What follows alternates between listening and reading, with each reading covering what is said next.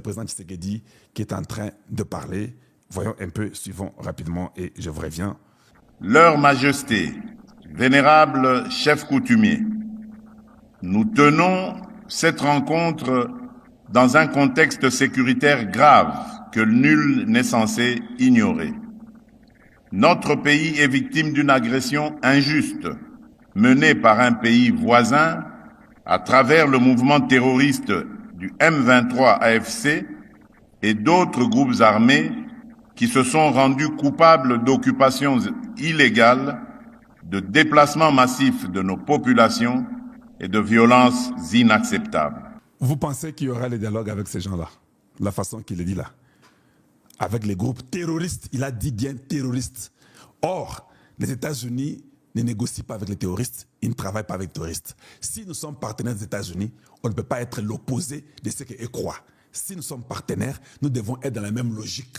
Si les Américains ne négocient pas avec les terroristes, le Congo, qui est un pays privilégié, partenaire des États-Unis, ne peut pas non plus aller dialoguer avec les terroristes, les M23 et toutes ces bêtises-là. On ne peut pas. On ne peut pas. Et puis ce qui est grave, les partis politiques qui ont soutenu ces groupes terroristes du M23, que tu sois un parti soi-disant de l'opposition du Congo, ou tu es de l'ECD, ou tu es de Kaboun de Jean-Marc, ou tu es de l'Assemblée pour les étrangers, ou tu es pour, je ne sais pas, tout ça et consorts, AFCC, Soso et toutes ces bêtises-là. Comme ils ont soutenu les terroristes du M23, ils sont considérés comme étant terroristes. Il n'y a pas de dialogue. Les États-Unis nous ont départagés. Les États-Unis nous ont montré noir sur blanc avec les sanctions que le conflit n'est pas interne. Le conflit est externe, 90% en fait est externe. Parce que les États-Unis ont bien dit que l'armée rwandaise soutient les M23 à prendre même les minéraux du Congo, à tuer les femmes et les enfants à l'est de la République en prenant les terres. Le Congo a droit à sa souveraineté. C'est clair. Donc, on ne peut pas venir nous dire par un certain individu que non, la guerre qui est à l'est, nous devons avoir un dialogue pour que la guerre prenne fin. C'est faux. L'individu qui dira ça est de la très mauvaise qualité parce que la personne n'a même pas plus d'informations que les Américains.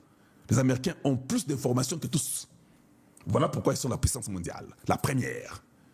Donc, si aujourd'hui, un opposant inutile, il y a Kolemba Lukuta, que non, vous savez, et les conflits ici, on ne peut pas évoluer, parler sans les M23. Non, les M23 sont terroristes. De deux, ils sont soutenus par une armée étrangère. Pour les intérêts de cette nation-là étrangère.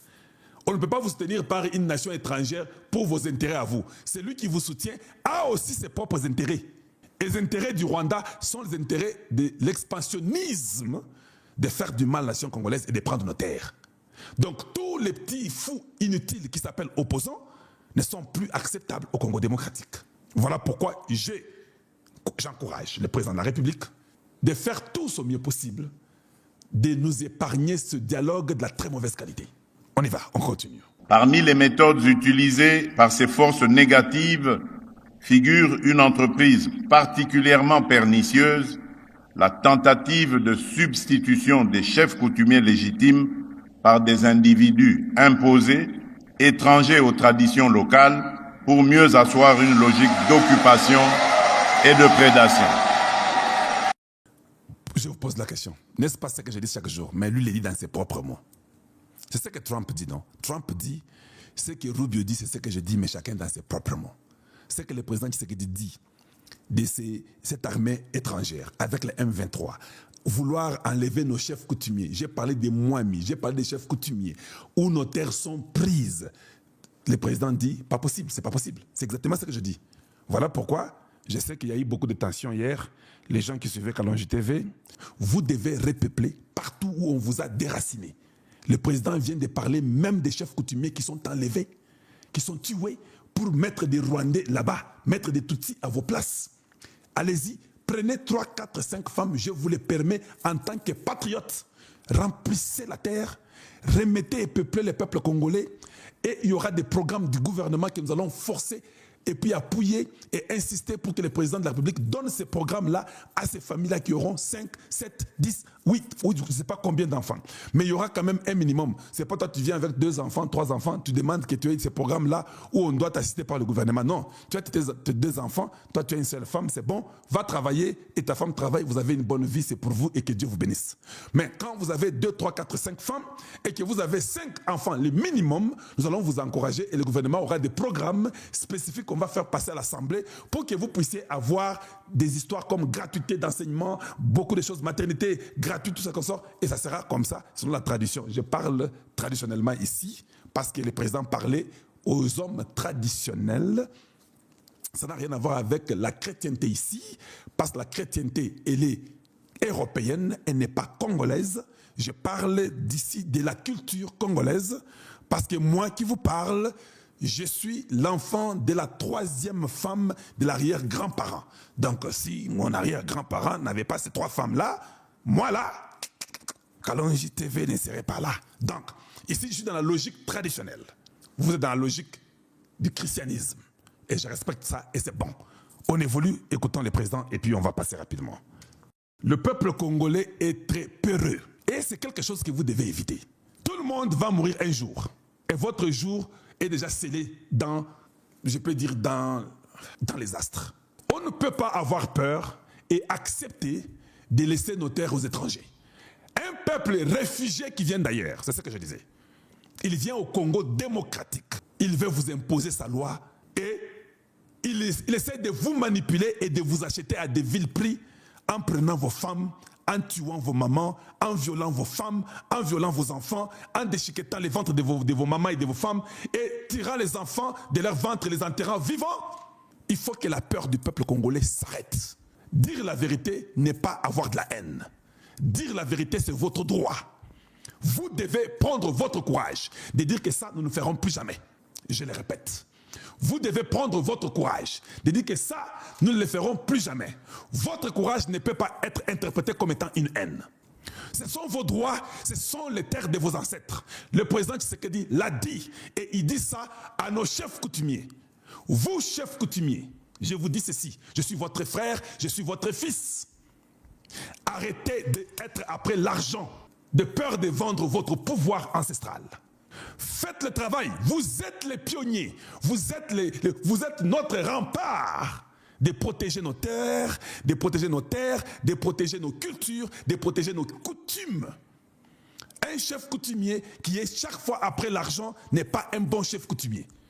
Et nous devons être tous ensemble pour garder nos cultures traditionnelles. Et notre pays doit être basé sur nos cultures traditionnelles, quand bien même nous acceptons et nous épousons la technologie moderne. Il y a des limites qu'on ne peut pas dépasser en tant qu'Africains. Et je veux que vous sachiez que vous, Congolais, vous devez vous prendre en charge. N'acceptez jamais un peuple réfugié qui vient d'ailleurs venir commencer à vous manipuler et vous tomber dans les jeux de la manipulation des étrangers. Duralex, Sedlex. La loi est dure, mais c'est la loi. Tu es étranger, tu viens dans un pays, tu trouves les autochtones, tu les respectes. Le président Tshisekedi a même parlé des Pygmées. Allez-y suivre son discours entier. Je n'ai pas seulement le temps. Que les Pygmées ont aussi droit dans leur terre, pas chez eux. Alors, évitez-nous cette stupidité-là rwandaise que vous nous amenez ici, les Tutsis congolais consorts. Il n'y en a pas. Oui, vous pouvez dire que nous avons les Nilotiques au Congo. Les Nilotiques ne veut pas dire Tutsi. Vous devez apprendre, un jour je viendrai, pour vous expliquer ce qu'on appelle Nilotique et ce qu'on appelle Tutsi. Quand l'histoire du Congo raconte que le peuple congolais a des semi-bantous, des Pygmées, des Nilotiques et tout ça comme ça, de quel Nilotique on a parlé? Il faut qu'on vérifie avec vous, ces Nilotiques-là, ils sont qui parmi les 450 tribus? Mais pas nous amener un peuple Tutsi qui vient du Rwanda, qui vient avec l'esprit expansionniste pour venir nous prendre nos terres et puis nous faire comme esclaves dans notre propre terre. Ça n'arrivera jamais. Pas avec Tshisekedi Félix comme président de la République. Maintenant, je vous dis une chose, j'ouvre la parenthèse parce que je suis presque à la fin. N'oubliez jamais de protéger les chefs de l'État. Il est l'homme le plus important de la République aujourd'hui. Vous les militaires, vous les gens des services secrets, vous les gens des CNS, vous les gens du renseignement, vous les gens de sécurité. Vous ne pouvez pas rêver demandant l'argent, oubliant de faire votre travail. Je sais qu'on vous paye déjà bien. Enlevons cette culture de toujours vouloir demander quand il ne le faut pas. Travaillez au service de votre nation pour sécuriser l'avenir de vos enfants et des enfants de vos enfants. Le Rwanda, certainement, qui va dire qu'il n'a rien à perdre, qui va essayer de tenter de faire toutes les bêtises possibles. Mais ils ne réussiront pas. Cela ne nous empêche pas d'être prêts et de travailler correctement. De toute façon, ils sont en train de réfléchir comment ils vont s'en sortir parce que c'est déjà un danger pour eux et la vie n'est pas bonne pour eux. Les choses sont très compliquées pour eux et je crois qu'ils sont en train de fuir et ils sont en débandade. À l'Est, on nous dit que le Rwanda a répondu pour dire il est d'accord pour enlever ses militaires et ses forces au Congo, mais il faut que le Congo aussi soit aussi sanctionné. Tu es fou? Est-ce que vous êtes fou? Vous venez dans ma parcelle, dans ma maison, vous volez la nourriture, vous prenez ma femme, vous prenez mes enfants, vous tuez mes enfants, et puis à la fin, quand on vous sanctionne, vous qu'on a trouvé dans ma maison, tu dis que non, mais lui aussi, là, de la maison, là, sanctionnez-le aussi, parce que lui aussi, jetait les drones sur nous. Oui, c'est dans ma maison, je prends tout ce que j'ai dans ma maison pour me rassurer que c'est une légitime défense de te chasser chez moi. Je peux te couper même la tête. Moi, je ne serai pas condamné. Comment vous êtes aussi tout... Vous, les Rwandais, là, je parle des Rwandais de la très mauvaise qualité de Kagame, mais je suis généraliste ici, permettez-moi le terme, mais comment vous réfléchissez comme des stupides comme ça?